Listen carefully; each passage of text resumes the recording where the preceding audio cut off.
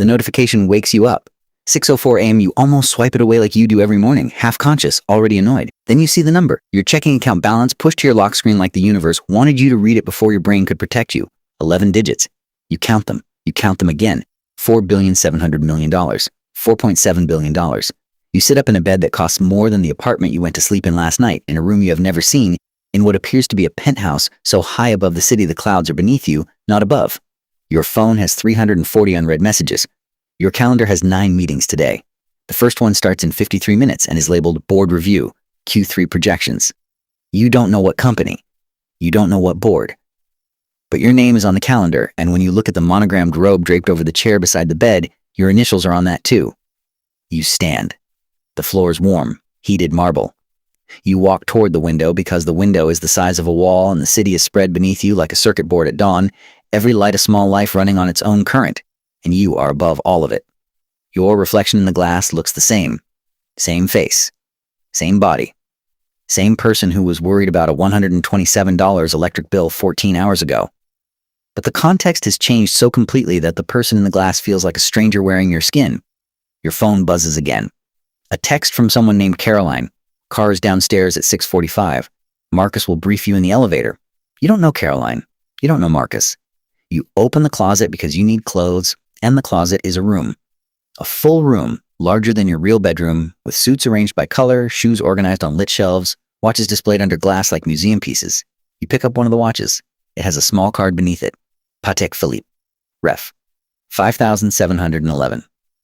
The card doesn't list a price, but something in the back of your mind, some half-remembered article or overheard conversation, tells you this watch costs more than most people's houses. You put it on. It fits. Everything here fits.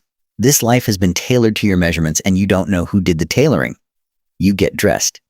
You choose a suit that feels neutral, safe, the kind of thing you've seen people wear in photographs of people who look like they belong in rooms you've never entered. The elevator requires a key. You have the key. It's on a fob in a small leather tray by the door alongside 3 other keys, a black American Express card. You didn't know these were real, and a folded note in handwriting you don't recognize that says simply, "Don't forget, the Kessler meeting is the one that matters today." You take the card. You take the key. You leave the note because you don't know what the Kessler meeting is, and knowing that you're supposed to care about it only makes you more aware that you're performing a role in a play where everyone else has read the script. Marcus is in the elevator. He is already talking when the doors open, as if the conversation started before you arrived, and your presence is simply the part where you catch up. He is holding a tablet and wearing an earpiece, and his energy is the energy of someone who makes $400,000 a year to make sure you never have to think about logistics. Morning traffic is clear. The board packet was updated at 5. Helen flagged 2 items she wants you to push back on. The facilities overhead line and the marketing reallocation. And Kessler's people moved the call to 11 so you'll have a window after the board session. You nod. You nod because it's the only response that doesn't reveal you have no idea what any of this means. Marcus doesn't notice. Marcus has been briefing you like this for years, apparently, and your nod is the same shape it always is. The car is a black SUV with a driver who doesn't speak. The seats are leather that doesn't creak. The city passes the windows in silence because the glass is thick enough to erase the world outside, and you realize, sitting there, that this is the first thing wealth has shown you this morning. Rich people don't hear the city. The ambulances, the horns, the construction, the noise of 8 million people negotiating space.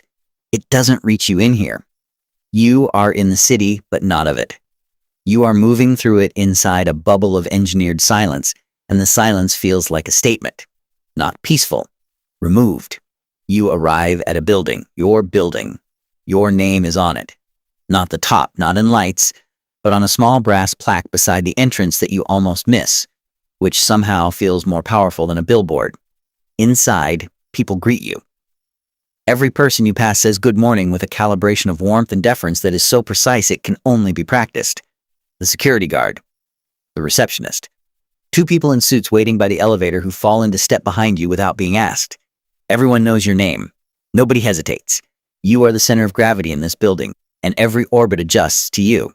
The board meeting is in a room with a table long enough to land a small plane on, and 12 people are already seated when you walk in.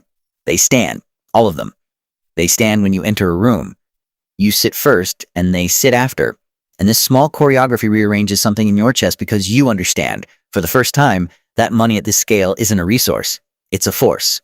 It changes the physics of every room you enter. It bends behavior. It edits what people say before they say it, adjusts their faces before you see them, and removes from every interaction the single thing that makes human connection possible: honesty. You listen. The board talks about revenue and EBITDA and market share and a competitor whose name you don't recognize, and you listen not because you understand the specifics, but because you're beginning to understand the architecture. These 12 people manage a company that generates. You see the number on a slide and you have to stop yourself from reacting. $9.2 billion in annual revenue. They are discussing whether to spend $40 million on a new initiative the way you used to discuss whether to order delivery or cook at home. The math is the same. The zeros are different. And the distance between those zeros is the distance between two entirely separate civilizations that share the same geography but none Helen, of who the same turns out rules. to be a woman in her 60s with silver hair and the energy of someone who has been right about money for 4 decades, leans over during a break and says, "Don't let them slide the facilities number past you. It's buried on page 11. They're padding it." You flip to page 11. You see the number. You don't know if it's padded. You wouldn't know what an unpadded version would look like. But you nod, and when the discussion resumes, you say, "Walk me through the facilities overhead on page 11, and the room shifts. 2 people exchange a glance. Someone clears their throat. The CFO pulls up a supplementary sheet he wasn't planning to show. The number, it turns out, included $6 million in consulting fees that were categorized as facilities maintenance. You didn't catch this. Helen caught this, but the room thinks you caught it, and their respect recalibrates upward, and you learn the second lesson of the morning. At this level of wealth, you don't need to be the smartest person in the room. You need to hire the smartest person in the room and ask one good question. The system does the rest. After the meeting, you have 40 minutes. You sit in an office, your office, apparently, with a view of the park and a desk that has nothing on it except a laptop, a glass of water someone refilled without you seeing, and a framed photograph of you standing with someone you don't recognize at an event you've never attended. You open the laptop. You go to the banking portal. You need to understand what you have, not emotionally, structurally. Because the $4.7 billion in your checking account is, you're starting to suspect, not actually where the money lives. You're right. The checking account is a puddle. The ocean is in the portfolio summary on the next tab. Investment accounts, trusts, holding companies, real estate entities, private equity stakes, venture allocations. You scroll. You keep scrolling.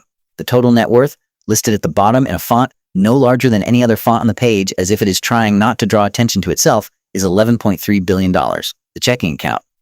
The $4.7 billion that almost stopped your heart this morning is operating cash. It is the financial equivalent of the change in your couch cushions relative to this total. Your mouth is dry. You take a sip of the water someone placed there, and the water is cold in a way that suggests someone knows exactly what temperature you prefer, and even the water is curated, and you don't know whether to be impressed or unsettled. You find the tax summary. This is where something shifts beneath you, a tectonic plate of understanding moving slowly enough that you feel it in your body before your mind catches up. Your effective tax rate last year was 3.2%. 3.2. You made. The document says realized, which is a word that does a lot of work in this sentence. $214 million, and you paid $6.8 million in taxes. You pull out your phone. You open the calculator. You remember your old life, your real life, 14 hours ago. You made $58,000 last year and paid $11,400 The Kessler in federal meeting happens taxes. at 11. Kessler is a man in his 50s with a handshake that communicates more information than most people's entire conversations. He is a wealth advisor, not a financial advisor. You're beginning to understand these are different professions the way a rowboat and an aircraft carrier are different vessels. A wealth advisor. He manages your family office. You didn't know you had a family office. A family office, it turns out, is what happens when you have so much money that managing it becomes a full-time operation requiring a dedicated staff. Accountants, lawyers, tax strategists, estate planners, philanthropic consultants, risk analysts. 12 people work in your family office. Their only job is to make sure your money makes more money, pays as little tax as legally possible, is protected from lawsuits and market downturns, and anything else that might reduce it. Your money has employees. Your money has a payroll. Your money goes to work every day, even when you don't. Kessler walks you through something he calls the structure. It is a web of LLCs, trusts, and offshore entities that are all, he assures you, completely legal. The word legal does a lot of heavy lifting in his sentence. Legal and fair, you are learning, are not synonyms. The structure allows your money to move through entities in ways that minimize tax exposure, maximize asset protection, and ensure that your wealth is not just preserved, but compounding at every level, in every vehicle, at all times. You ask Kessler a question you probably shouldn't ask. Could a normal person set this up? And he pauses, the way a doctor pauses when a patient asks if the expensive treatment is really necessary. And he says, the structure requires a minimum of $30 million in liquid assets to be cost effective. Below that, the legal and administrative fees exceed the tax savings. He says this without irony. The tools that protect wealth are only available to people who already have wealth. The ladder pulls up behind you. You go to lunch. Lunch is at a restaurant you've never heard of that doesn't appear to have a sign outside. You are seated immediately. The menu has no prices. This detail, the absence of prices, hits you harder than the $11.3 billion on the screen earlier because you have spent your entire life making decisions based on the right-hand column of menus. You have ordered the second cheapest option at every restaurant you've ever been to, not because you wanted it, but because it was the sweet spot between not looking broke and not actually going broke. And here the prices have been removed entirely because the assumption is that cost is not a factor in your decision-making. The restaurant has decided on your behalf that you are free. And you feel it. For the first time today, you feel something that isn't confusion or overwhelm. You feel the physical sensation of not worrying about money. It is the absence of a weight you didn't know you were carrying until it was gone, a tension in your shoulders and your jaw and the back of your mind that has been there for so long it became invisible, became the background hum of your entire adult life. And it's gone. And the relief is so profound it almost makes you angry because you realize this feeling, this lightness, this freedom, this ability to exist in a moment without calculating its cost, is what some people feel every single day, and they think it's normal, and you thought the wait was normal, and you were both wrong about what normal means. After lunch, you do something unscheduled. You leave the building. You tell Marcus you're going for a walk. He looks at you the way a pilot might look at a passenger who is asked to step outside the plane, but he doesn't stop you. You walk. You walk through the city the way you used to before this morning, before the penthouse and the board meeting and the 3.2% tax rate. You walk past a coffee shop and you see a woman inside working on a laptop and she is doing the thing you recognize. The thing you've done 100 times. The thing where you check your bank balance before you order. A quick glance down, a tiny calculation, a small negotiation with yourself about whether you've earned this, whether you can afford this, whether the $5.50 for a latte is a purchase or a problem. She decides yes. She orders. She pays with a card and you can see in the half-second pause before she puts the card away, the flicker of a hope that it won't decline. You know that flicker. It lives in your muscle memory. And you are standing here with $4.7 billion in your checking account you pass and an a man selling hot $11.3 dogs billion from a cart, net worth. and you think about the economics of his day. The permits, the supplies, the weather dependency, the margins, the 12-hour shifts. And you think about the $6 million in consulting fees someone tried to hide inside a facility's budget this morning, and the ratio between those two numbers is the ratio between two versions of work that exist in the same economy but share nothing else. The hot dog vendor works harder in a single afternoon than anyone in that boardroom worked all quarter, and the boardroom decided this morning to spend more on a marketing reallocation than this man will earn in his lifetime. This is not a judgment, this is arithmetic. And the arithmetic has a shape, and the shape is a funnel, wide at the bottom and narrow at the top, and money flows upward through it, not down, no matter what the brochures say. You sit on a bench, your phone buzzes. It is always buzzing. A message from someone named Priya, confirming the $2 million pledge for the gala. Should I process? You stare at it. $2 million for a gala, a party. You think about the last time you donated money. $25 to a disaster relief fund, and you felt it for the rest of the month.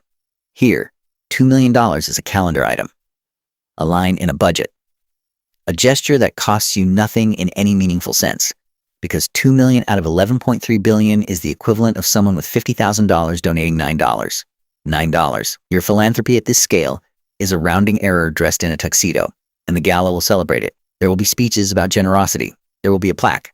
The $2 million will matter to whoever receives it, genuinely, materially, but the act of giving it costs you less discomfort than the woman in the coffee shop felt ordering a latte. You reply, yes, you don't feel generous. You feel like you understand something about generosity that you didn't understand this morning. It's only generous if you feel the absence. The afternoon goes. There are more meetings, more names, more numbers so large they have lost their meaning. You sign something. You approve something. You are briefed on a real estate acquisition in another country. An entire building, 200 units, purchased as a hedge against domestic market volatility, which is a phrase that means your money needed a place to sleep and chose a building where 200 families pay rent that travels through 3 entities before arriving in an account you will never check. You are a landlord in a country you have never visited, of tenants you will never meet, and the rent they pay is, to you, invisible, automatic, a rounding error in a portfolio that generates wealth while you sit on a bench and wonder about hot dog vendors. By evening, you are back in the penthouse. The city is lit up below you. Someone has prepared dinner. You didn't ask for it. You didn't order it. It appeared the way things appear when your life is managed by people whose job is to anticipate your needs before you feel them. And this, you realize, is the final lesson of the day, the one that sits heaviest. You have spent your entire life managing your own needs. Cooking or choosing not to. Budgeting or failing to. Deciding between the electric bill and the grocery run, between the doctor and the rent, between now and later, always pushing something to next month because this month the math didn't work. And here the math always works. It works because an infrastructure exists. Human, legal, financial, institutional, whose sole purpose is to make it work. The money doesn't just grow. It is grown, tended, protected, and multiplied by systems that are built for this, that exist only at this altitude, that are invisible from below, not because they're secret, but because they're irrelevant to anyone who can't access them. The gap between rich and not rich is not a gap in knowledge or discipline or hustle. It is a gap in infrastructure. You are always playing the same game. You were never on the same board. Extraordinary. You don't taste most of it. You're thinking about your real checking account, the one from yesterday, the one with $2,300 in it, the one that felt like a number you were always chasing and never catching, always a bill behind, always an expense ahead, always running the math in the shower and the car and the quiet part of the night when the math runs itself without your permission. You're thinking about how $2,300 felt heavy in a way that $4.7 billion does not. Because $2,300 required your attention, your worry, your time, your energy. It required you. The $4.7 billion requires nothing from you. It has people. It has structure. It has momentum. The money at the bottom of the funnel costs everything to hold. The money at the top costs nothing. This is not a metaphor. This is the economy. You go to bed. The bed is enormous and soft in a way that feels engineered, not comfortable. As if comfort itself has been optimized and in the optimization something human has been lost. You lie there. The city hums 40 floors below. You close your eyes and you think, none of this is mine. Not the penthouse, not the company, not the watch, not the structure. You will wake up tomorrow and it will be gone, or you will wake up tomorrow and it will still be here, and you don't know which possibility frightens you more. Because if it's gone, you return to $2,300 and the weight. And if it stays, you become someone who forgets what the weight felt like. And forgetting is its own kind of poverty. You don't sleep for a long time. When you finally drift off, your last thought is not about the money. It's about the menu, the one with no prices, the way it felt to choose without calculating, the way that freedom tasted. And you wonder, this is the part that stays, the part you will carry no matter which life you wake into. Whether you have ever made a single decision in your life that wasn't at its root a financial decision. Whether the job you chose, the city you live in, the relationships you maintain, the dreams you abandoned, the ones you never started. Whether all of it was quietly money, not passion, not purpose, not love. Money, dressed up, given other names, but money. You wake up, 6:04 AMA notification on your lock screen. You count the digits, you count them again, and whatever number you see. Whatever life you've been returned to, you feel the weight land, not new, not heavier than before. The same, exactly the same weight you've always carried. But now you know what it is. Now you know its name. And now you know that somewhere, 40 floors above you, someone is eating breakfast they didn't cook, prepared by someone they didn't ask, paid for by money that earned itself while they slept. And their only question this morning is which watch to wear. And your only question this morning is the same question it's always been, the one you check your phone to answer before your feet touch the floor, the one that runs beneath every other question like a current you can't shut off. Is there enough? You open your banking app, you look at the number, you feel it in your jaw, your shoulders, the back of your mind. And for the first time, you understand that the feeling isn't yours. It was built. It was designed. And the people who designed it never have to feel it. Not even once.